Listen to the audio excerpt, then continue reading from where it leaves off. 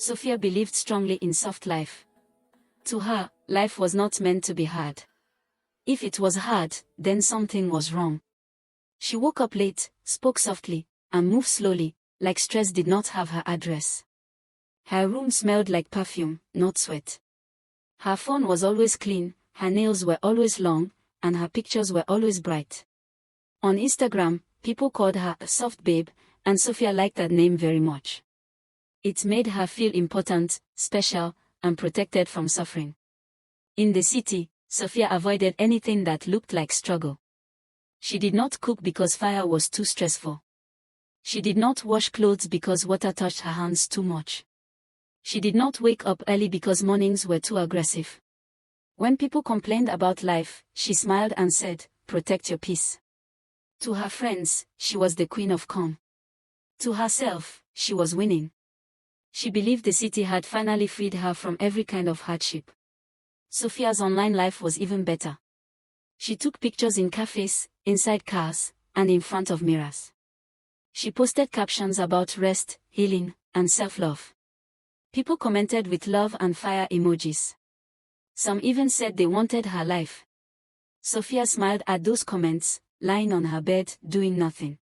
She did not show the full truth, but she did not think it was lying. She called it aesthetics. After all, everybody online did the same.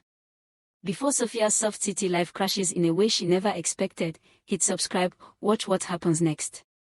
One afternoon, while scrolling through her phone, Sophia laughed at a video of village women pounding yam. "This kind of life is not for me," she said aloud. Her friend nodded. "I will die before I live like that," the friend replied. They laughed together. Sophia shook her head and said, "Village life is suffering." She did not know that words have ears. She did not know that life likes to reply. That same evening, Sophia received a call from her mother. Her mother's voice was calm but firm. "You should come home for some time," she said. Sophia sighed softly. Village again. Heat again. Mosquito again. She wanted to refuse, but something in her mother's voice stopped her. "It will be good for you," her mother added. Sophia forced a smile and said okay, already planning how to turn the visit into content. As Sophia dropped her phone and lay back on her soft bed, she smiled confidently. The village was just a place. She would go, rest, take pictures, and return unchanged. She believed nothing could touch her soft energy. She believed her life was already perfect. What she did not know was that this belief was about to be tested. Not by noise.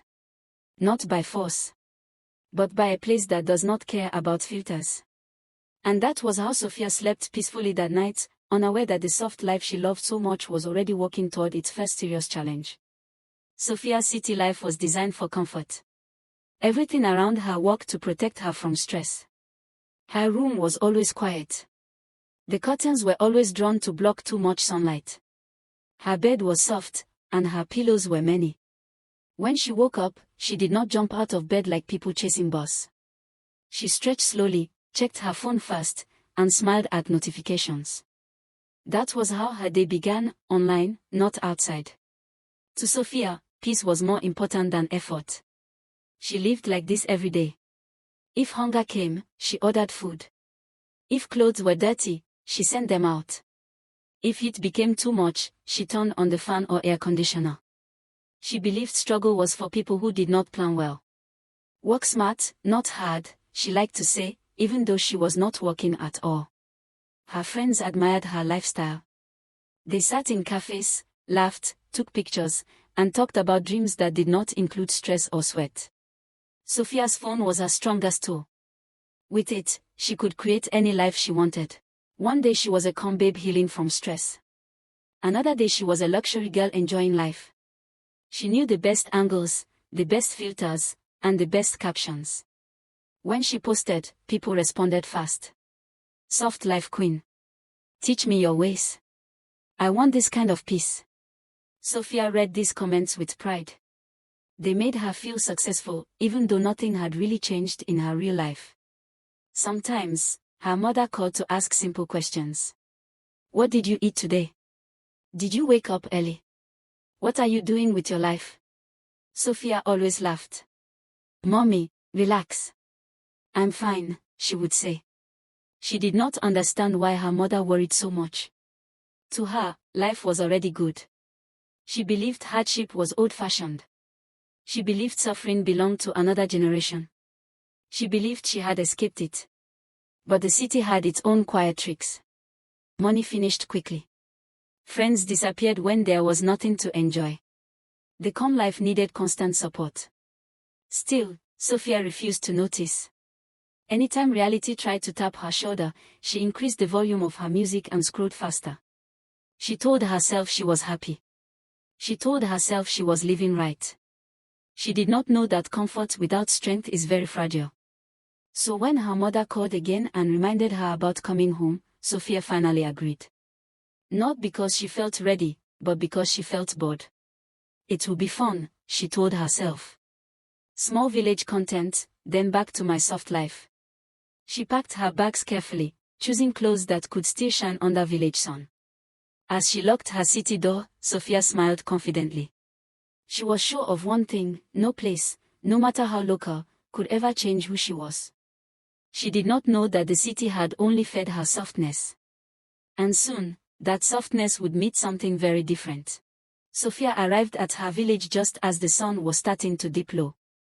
The red dust of the road clung to her heels, and she carefully shook it off, pretending it was part of her style.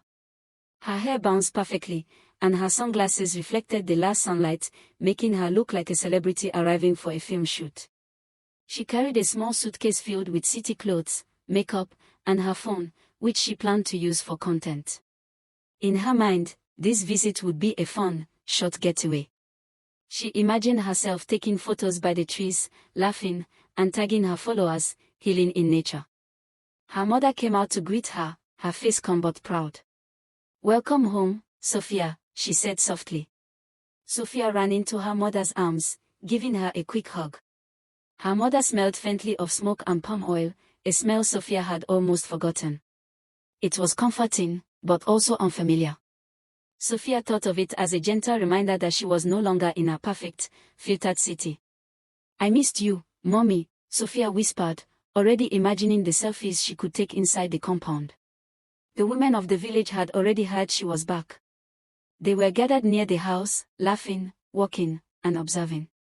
As Sophia stepped closer, she waved with a polite smile, trying to maintain her soft energy. The women waved back, their smiles teasing.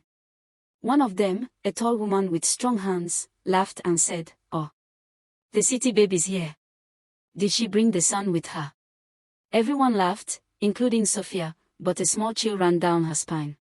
She realized these women were not going to be just passive spectators. They were watching her closely, noticing her every move. Sophia tried to stay graceful. She lifted her suitcase carefully, adjusting her sunglasses and her hair as she followed her mother into the compound. Inside, her mother offered her food, but Sophia, careful of Instagram angles, politely declined. "Later, Mommy. I want to rest first," she said softly. But the women in the background chuckled. One whispered to another, "Soft energy, we will see how long it lasts." Sophia smiled nervously, feeling that tiny prick of unease. She did not know it yet, but this village, with its heat, its chores, and its laughter, was already starting to play its own game, a game that would challenge every ounce of her soft life she so proudly carried. Sophia woke up to a sound she had forgotten existed, the crowing of roosters, loud, early, and impossible to ignore. She groaned, twisting under her soft sheets, wishing her pillow had been just a little higher, her blanket just a little thicker, her life just a little easier. But the sun insisted on shining through the window, warm and relentless. She peeked outside and saw women sweeping the yard, chatting, and laughing, their bare feet dusted with red earth. For a moment, Sophia thought she had entered a live Instagram filter, then reality hit. The air smelled of smoke and firewood. Her soft life had officially met village life. Her mother came into the room with a basket of food. "Good morning, Sophia. Eat first. You will have work later," she said calmly. Sophia blinked, confused. "Work? Mommy, I thought I was just visiting." Her mother's smile did not waver. "Visiting or staying, life goes on. You are home now. Sophia's heart skipped. Work. She imagined a day of fetching water, carrying firewood, cooking, and maybe even chasing chickens. Her soft energy was shaking already. She tried to protest but realized her mother was already gone. By mid-morning, the village women had noticed Sophia's struggle. They approached her with playful smiles and teasing words. One said, "Oh, our soft city babe. Come help me grind yam, if you dare." Another added, "Or we can start with fetching water. But careful, don't spill your nails." Sophia laughed nervously, unsure if they were joking or serious. She had never touched a mortar in her life, let alone pounded yam with a wooden pestle. Her arms shook just thinking about it. But the women's laughter was gentle, almost mischievous, like they were daring her to fall but in a funny way. Sophia's first attempt at pounding yam was a disaster. The yam stuck to the mortar. The pestle slipped from her hands. A small cloud of flour flew into her nose. She sneezed violently, and the women burst into laughter. Sophia covered her face, embarrassed, but the laughter was infectious. She laughed too, softly at first, then louder, realizing that maybe failing in this way was not so bad. It was strange, she felt alive in a way Instagram likes could never give her. Her mother watched quietly from the doorway, smiling, as if she had known this moment was coming all along. By the end of the morning, Sophia's soft energy was under gentle siege.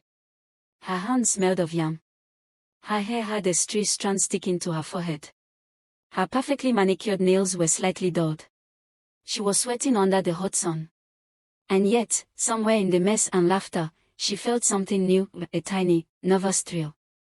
Maybe the village had a way of teaching lessons that the city could never. Maybe her soft life was about to meet its match.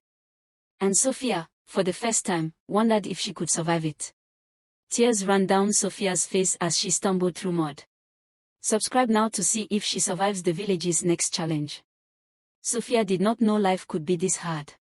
One moment, she was sipping iced coffee in her city apartment, swiping Instagram, and the next, she was kneeling on red earth, pounding yam like she had joined a secret army. Her arms ached. Her nails were ruined. Her hair stuck to her forehead. And worst of all, the women were laughing. Not mean laughter, but that small, dangerous laughter that says, "We see you struggling, and it's hilarious." She tried to run. Not far, just to the house. "Mommy, help me. I can't do this," she screamed, waving her arms like a bird flapping out of its cage. But the village woman blocked her path, grinning. "Soft babe, no running," said one, holding a wooden pestle like a wand. "Yam waits for no one."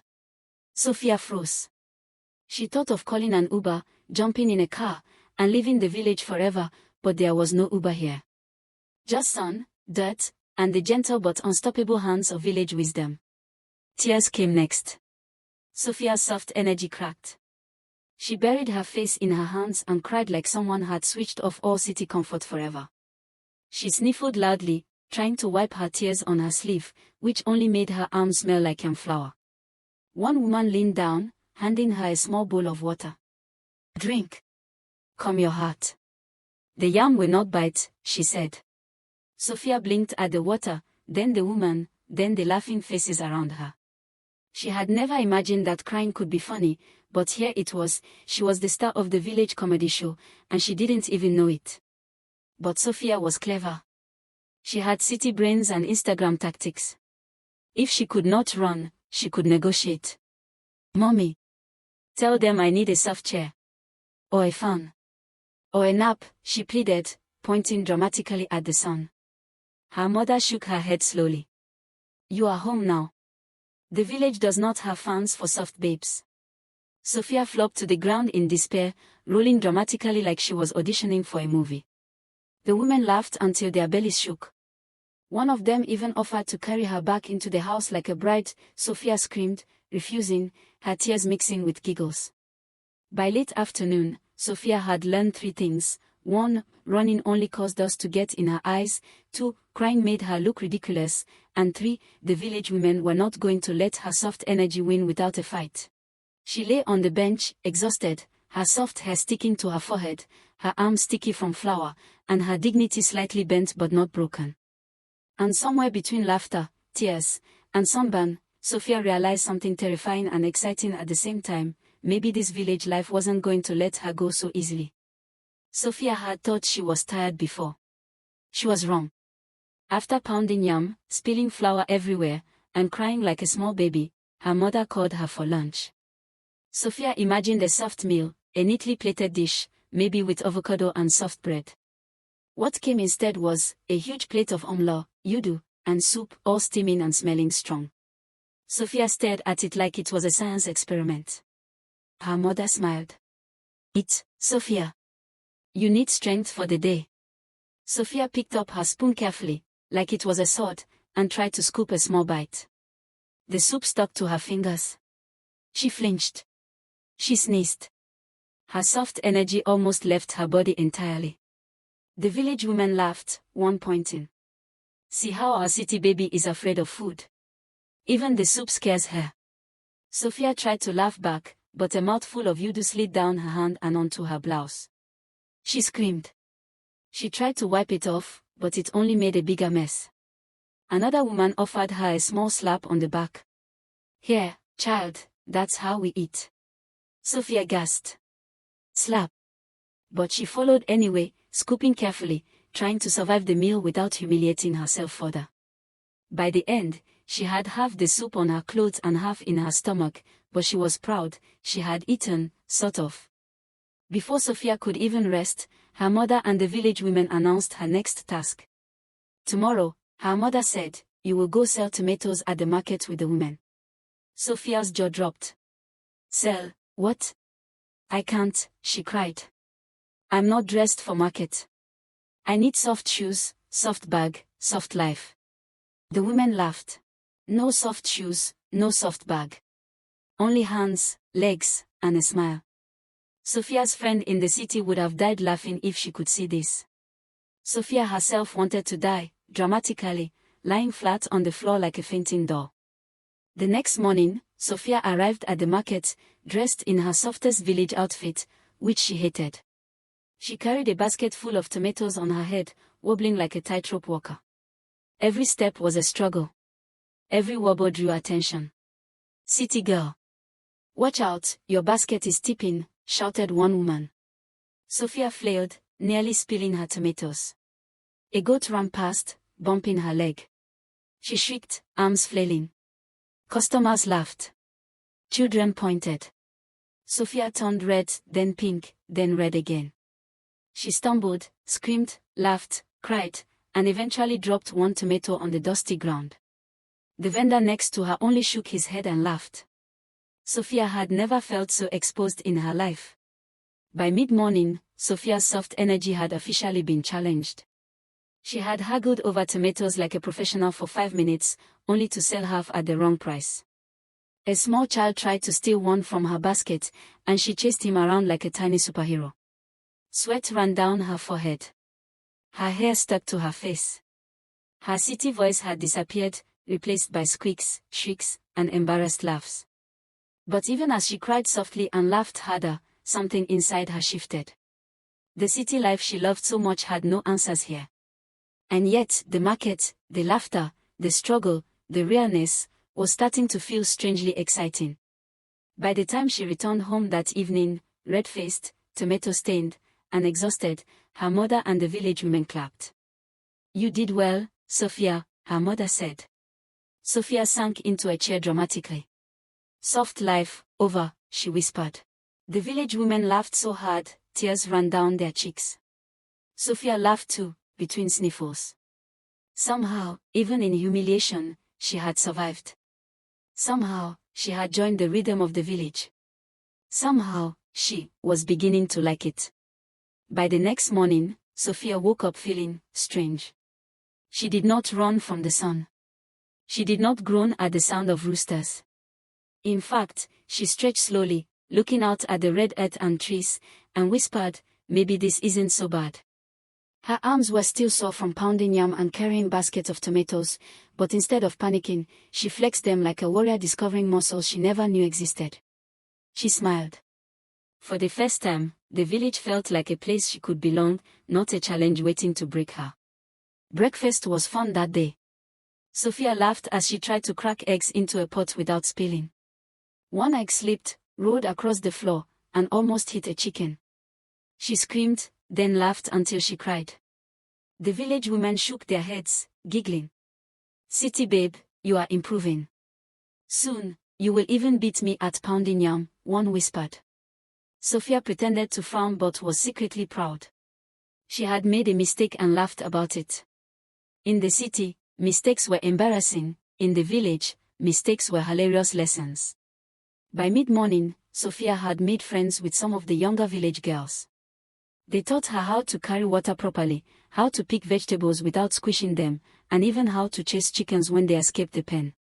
Sophia ran, stumbled, laughed, and tripped, but she laughed more than she cried. For the first time, she realized that village life was not suffering, it was alive. It was messy, yes, but real, joyful, and full of stories. She felt part of something bigger than herself, and her soft energy had begun to blend with strength and humor in a way she had never experienced in the city. That afternoon, after a long day of pounding, cooking, and helping the women, Sophia decided she deserved a bath. She went to the outdoor tap, lifted her jug, and tried to pour water into a bucket, only to have it splash all over her head. She screamed, flailed her arm, and slipped on the wet ground, landing in the mud with her hair full of water and flour. The village women erupted into laughter. Sophia sat there, drenched, shocked, and furious, but soon, she started laughing too. Between tears and laughter, she realized she had changed. She was no longer just the soft city babe. She was part of the village now, muddy, sweaty, laughing, alive, and oddly proud of herself. By evening, Sophia sat with her new friends, eating dinner, telling stories, and planning what she would do the next day. Her mother smiled from the doorway, the village women nodded in quiet approval, and Sophia leaned back, exhausted but happy. For the first time in her life, she understood something powerful. Soft life could be fun, but real life, messy, loud, and challenging, was even better.